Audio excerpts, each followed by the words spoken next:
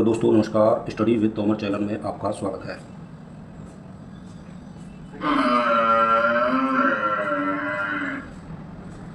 आज हिंदी दिवस है, जिसे हम 14 सितंबर सन 1949 से मना रहे हैं, जो संविधान सभा के द्वारा राजभाषा के रूप में हिंदी को दर्जा देने पर मनाया गया। अब हम पढ़ेंगे वर्णमाला। वर्णमाला आपने देखी होगी, जब शुरुआत में छोटे बच्चों को अ आ इ ई पढ़ाए जाते हैं तो वो ही वर्णमाला कहलाती है, जिसकी शुरुआत होती है ध्वनि से। ध्वनि क्या है? भाषा की सबसे छोटी इकाई। ध्वनि क्या है? भाषा की सबसे छोटी इकाई, जिसे हम केवल सुन सकते हैं, जो केवल सुनाई दे, दिखाई ना दे। ध्वनि जो आप सुन भी रहे होंगे, कुछ ध्वनियाँ आ भी रही हैं इधर उधर से। अब हम पढ़ेंगे वर्ण। वर्ण क्या है? ध्वनियों को लिखित रूप में वर्ण कहते हैं। वर्ण क्या है? ध्वनियों का लिखित रूप।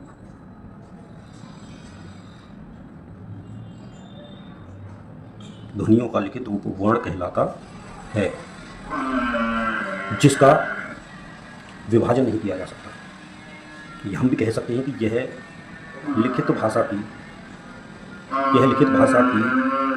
देखो दुनिया बाहर से आ भी रही है, कुछ सबसे छोटी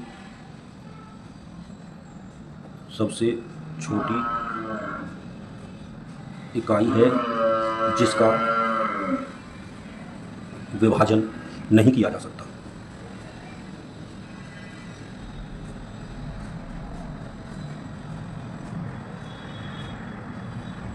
ध्वनि को हम अक्षर भी कहते हैं। वर्ण को अक्षर भी कहते हैं। और अक्षर का मतलब होता है जिसका क्षय न हो, विनाश न हो, जिसका क्षय या विनाश न हो, जिसका विनाश न हो सके। वर्णों को एक जब क्रम में व्यवस्थित कर दिया जाता है तो वो बन जाते हैं शब्द। शब्द क्या है? वर्णों के सार्थक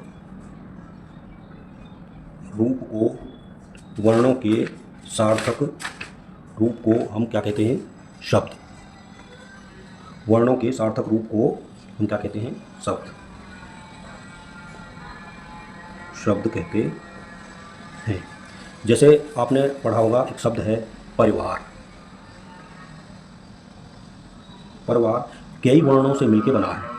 कौन कौन से वर्ण हैं इसमें? एक तो प है, एक अ है, एक रे है, र प्लस ई प्लस व प्लस आ, प री वा और फिर र आ। ये सभी से मिलकर क्या बनेगा? परिवार। हम कह सकते हैं कि परिवार शब्द 8 वर्णों का समूह है। परिवार शब्द 8, 1 2 3 4 5 6 7 8 वर्णों का समूह है, जिसमें 4 स्वर और 4 व्यंजन हैं। स्वर कौन से हैं? अ, ई, आ और आ। जिसमें 4 स्वर कौन से हैं? अ, ई, आ और फिर आ। और व्यंजन कौन से हैं? व्यंजन होंगे प, र, व और फिर 4 स्वर 4 व्यंजन 8 वर्ण जो हैं, उनके समूह को हम क्या बोलेंगे? परिवार। और परिवार क्या है? शब्द। अर्थात हम कह सकते हैं वर्णों के सार्थक रूप को इनको एक सही क्रम में रखा, तभी जाके ये परिवार बना। तो हमने क्या सीखा आज? ध्वनि क्या है? भाषा की सबसे छोटी इकाई, जो केवल सुनाई दे, दिखाई ना दे। फिर हमने क्या सीखा? वर्ण। ध्वनियों का लिखित रूप वर्ण कहलाता है। यह लिखित भाषा की सबसे छोटी इकाई है, जिसका विभाजन नहीं किया जा सकता। वर्णों को अक्षर भी कहते हैं, और अक्षर शब्द का मतलब है जिसका क्षय या विनाश न हो सके। शब्द वर्णों के सार्थक रूप को हम शब्द कहते हैं। जैसे परिवार, प अ र ई व आ र, परिवार, जिसमें हलंत लगा हुआ है ये व्यंजन है, और जो अ ई आ और अ है ये स्वर है। इसमें 4 स्वर और 4 व्यंजन मौजूद हैं। इस प्रकार ये परिवार शब्द तैयार होता है। अब हम सीखेंगे वर्णमाला। अब हम क्या सीखेंगे? वर्णमाला। वर्णमाला क्या है? वर्णमाला का मतलब है, माला शब्द से आप समझ पा रहे होंगे, माला का मतलब क्या? एक समूह। माला का मतलब क्या है? समूह। आपने देखी होगी माला में मोती होते हैं, मोतियों को एक सही क्रम में जोड़ दिया जाता है तो उससे वो माला तैयार हो जाती है। इसी प्रकार जो वर्ण होते हैं, जो अक्षर होते हैं, उनको भी एक सही क्रम में जोड़कर वर्णमाला तैयार कर दी जाती है। तो हम कह सकते हैं वर्णों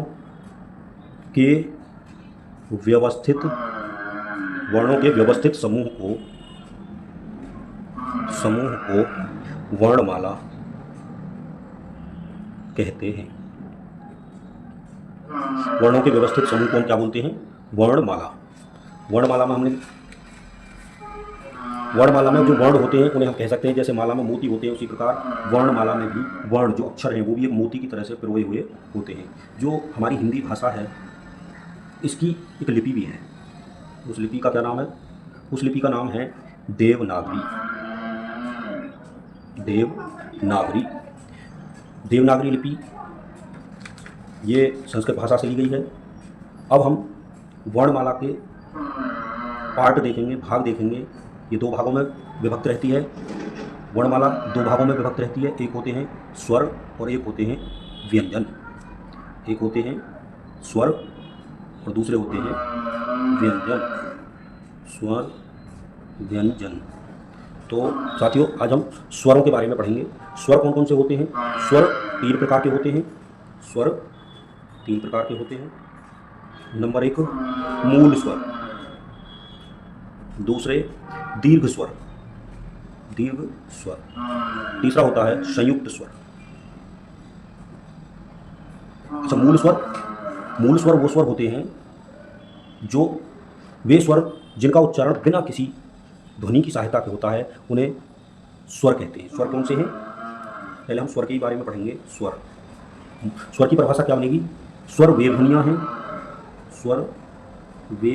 हैं जिनका उच्चारण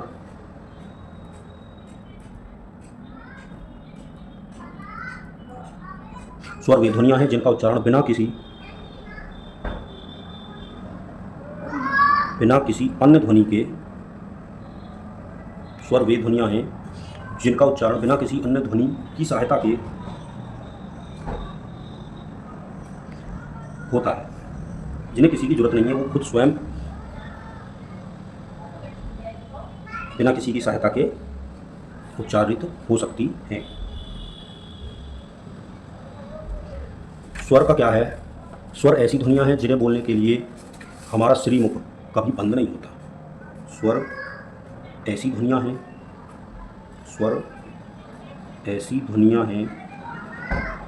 जिसको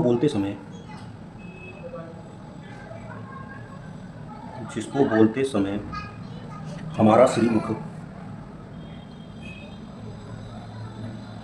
हमारा मुख कभी भी बंद नहीं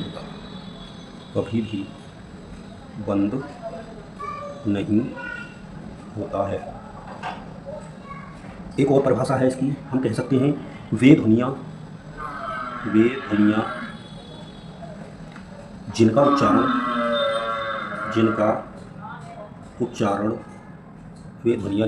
वाग्य यंत्रों की टकराहट।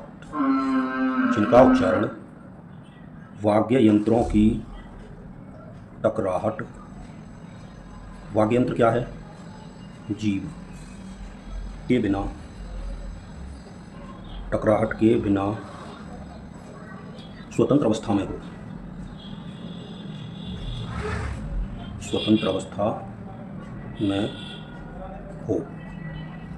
स्वर, अब हम इसमें देखेंगे कि हमने क्या सीखा था।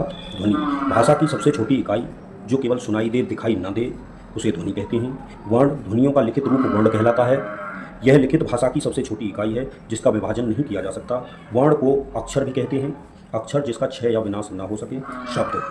शब्द क्या हैं? वर्णों के सार्थक रूप को हम शब्द कहते हैं, जैसे परिवार, प र ई व आ र अ।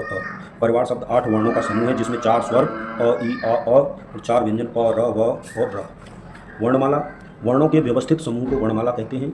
समूह क्या है? ग्रुप होता है। जैसे माला में मोती तो दिए जाते हैं, उसी प्रकार से वर्णों को भी एक माला के रूप में व्यवस्थित कर दिया जाता है, जो एक सही क्रम में रहता है, और उस क्रम को ही हम क्या बोल देते हैं? वर्णमाला। हिंदी भाषा जो होती है उसकी हमारी एक लिपि है देवनागरी। वर्णमाला को 2 भागों में बांटा गया है, एक तो स्वर और दूसरा व्यंजन। आज हम यहाँ स्वर के ही बारे में पढ़ रहे हैं। स्वर को भी 3 भागों में बांटा गया है, मूल स्वर, दीर्घ स्वर, संयुक्त स्वर। तो सबसे पहले हम मूल स्वर के बारे में पढ़ें। मूल स्वर जो होते हैं वो 11 होते हैं। अब हम पढ़ेंगे मूल स्वर। मूल स्वर जो होते हैं उनकी संख्या होती है 11। मूल स्वर में सबसे पहले आएंगे ह्रस्व। मूल स्वर होते हैं 3 प्रकार के। नंबर 1 ह्रस्व। ह्रस्व कौन से होंगे? इन्हें मूल स्वर भी कहते हैं। ये 4 होते हैं जो ह्रस्व होते हैं, ह्रस्व स्वर, उन्हें खुद भी मूल स्वर बोलते हैं। और ह्रस्व स्वर होंगे अ, ई, उ और री।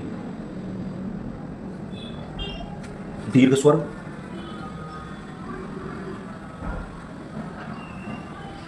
जो होंगे वो होंगे, दीर्घ का मतलब बड़े से है, तो ऐसे ही दीर्घ स्वर में आएंगे। अ का बड़ा क्या होगा?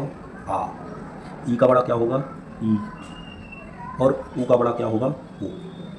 ऐसे ही ये मूल स्वर में अ, ई, उ जुड़ने से आते हैं। जैसे ये जो आया है अ प्लस आ से, ये जो आया है ई प्लस ई, प्लस ई से ये बड़ी ई आ गई, और जो उ आया है ये उ, छोटा उ प्लस उ, यहाँ से। अच्छा, हम कह सकते हैं वर्तमान में 3 दीर्घ स्वर हैं अ, ई, उ जो माने जाते हैं। और संस्कृत में एक चौथा दीर्घ स्वर होता है री। और री संस्कृत में चौथा दीर्घ स्वर, चौथा जो ये वाला है, संस्कृत में चौथा दीर्घ स्वर जो री है, इसे छोटा री प्लस, इसे छोटा री बोला जाएगा, प्लस फिर छोटा री बराबर, ये 2 बार आ जाएगा बड़ा री। इसे हम क्या बोल देते हैं? बड़ा री या दीर्घ री। इसे हम क्या बोल देंगे? दीर्घ री। अब ह्रस्व, दीर्घ। अब तीसरा आएगा संयुक्त स्वर। तीसरा कौन सा आएगा? संयुक्त स्वर। संयुक्त स्वर कौन सा होगा? संयुक्त स्वर जो होगा वो होगा जैसे ए। संयुक्त में 2 चीज़ों को जोड़ के जो बनाया जाएगा, इसे हम कह सकते हैं, जो दीर्घ स्वर था उसमें दीर्घ स्वर मूल स्वरों के संयोग से बनते हैं, जिसमें 2 समान मूल स्वरों को योग रखता है। दीर्घ स्वर में 2 समान मूल स्वरों का योग, दीर्घ स्वर में 2 समान मूल स्वरों का योग होगा। संयुक्त स्वर में जो योग होगा 2 असमान मूल स्वरों का होगा। 2 असमान जो अलग अलग होंगे मूल स्वरों का योग। संयुक्त स्वर में क्या हो गया? जो दीर्घ स्वर, पहले ह्रस्व स्वर था, ह्रस्व स्वर जो मूल स्वर है अ, ई, उ और री, इसी का बड़ा रूप अ का आ, ई का ई, उ, बड़ा उ आ गया। इसमें दोनों उ को जोड़ दिया तो बड़ा उ आ गया, दोनों ई को जोड़ दिया तो बड़ी ई आ गई, दोनों आ को जोड़ दिया तो बड़ा आ गया, और छोटा री जोड़ दिया तो दोनों मिलकर बड़ा री आ गया, जो केवल संस्कृत में ही होता है। ये इंपॉर्टेंट है यहाँ पर। संयुक्त स्वर 2 असमान मूल स्वरों को जोड़ के बनाया जाता है, जैसे ए।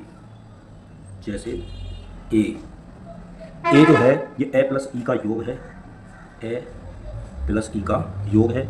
ए के बाद फिर बड़ी ए जो होगी ये ए प्लस छोटी ए का योग होगा।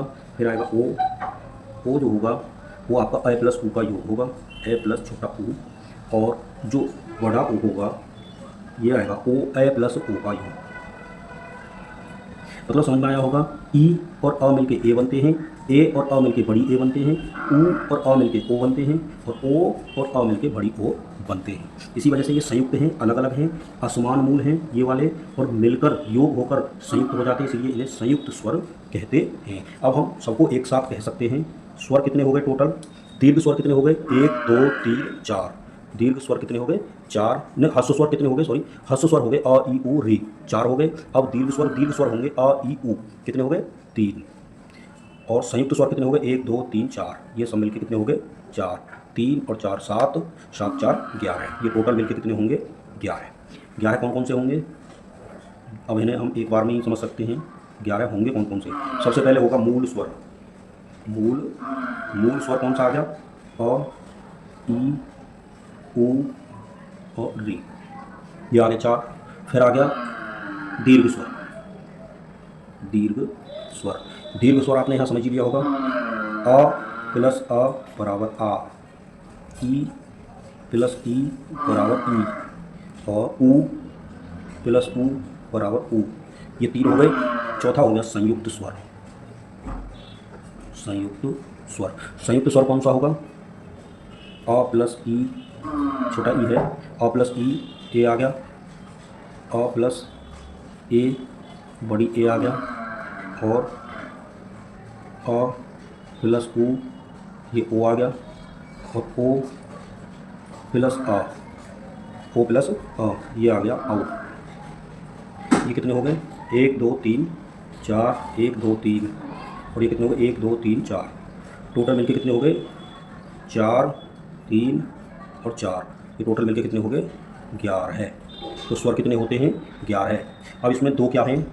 अयोगवाह। दो क्या हैं? अयोगवाह। दो क्या होते हैं? अयोगवाह। अयोगवाह, अयोगवाह कौन से होते हैं? अयोगवाह होंगे आपके अंग और आह। अयोगवाह कौन से होंगे? अंग और आह। आपने एक शब्द सुना होगा 12 खड़ी। 12 खड़ी में क्या होगा? 11 ये होंगे, 2 ये हो गए 13। 13 में से री को अलग कर दिया जाता है। तो अ, आ, ई, उ, ए, ऐ, ओ, औ, अंग, अह, ये सब मिलकर क्या हो जाते हैं? 12। माला में ध्वनि, वर्ण, शब्द, शब्द के बाद हमने वर्णमाला, वर्णमाला में स्वर, व्यंजन, स्वर में मूल स्वर, दीर्घ स्वर, संयुक्त स्वर, स्वर की परिभाषा ये दे रखी है। और स्वर के बाद मूल स्वर 3 प्रकार के, ह्रस्व स्वर, दीर्घ स्वर और संयुक्त स्वर, और मूल स्वर, दीर्घ स्वर, संयुक्त स्वर। ह्रस्व स्वर ही मूल स्वर हैं। ये 4 मूल स्वर हो गए, 3 दीर्घ स्वर हो गए, और 4 संयुक्त स्वर हो गए, और 2 अयोगवाह। तो आज हमने स्वर और वर्णमाला के बारे में सीखा। इसे रिपीट करेंगे और देखेंगे। कोई क्वेरी होगी तो कमेंट बॉक्स में ज़रूर बताएंगे। आगे हम स्वरों का उच्चारण स्थान और व्यंजनों के बारे में विस्तृत जानकारी एकत्रित करेंगे और फिर उन्हें अच्छी तरीके से सीखेंगे।